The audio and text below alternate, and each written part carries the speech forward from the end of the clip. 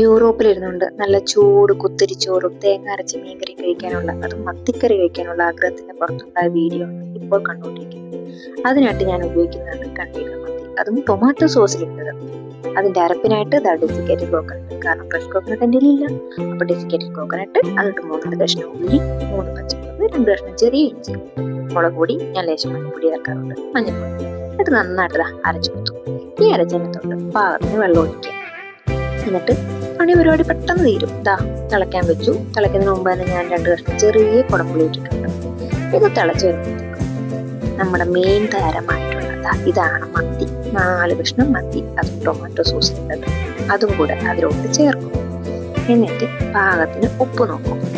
എന്നിട്ട് ഇത് already cooked ആണ് എങ്കിലും കുറച്ചൊന്നും എല്ലാം കൂടെ സെറ്റ് ആകാൻ വേണ്ടി കുറച്ച് സമയം വെച്ച് തിളപ്പിക്കും. എന്നിട്ട് എടുക്കാറാകുമ്പോൾ ഓയിൽ ഒഴിച്ചു. എന്നിട്ട് നോക്കുമ്പോൾ അടിപൊളി മത്തിക്കറി റെഡി.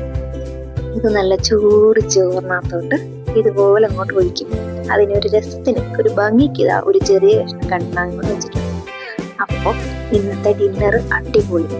അപ്പം എല്ലാവർക്കും ഗുഡ് നൈറ്റ്. അടുത്ത വീഡിയോയിൽ കാണാം.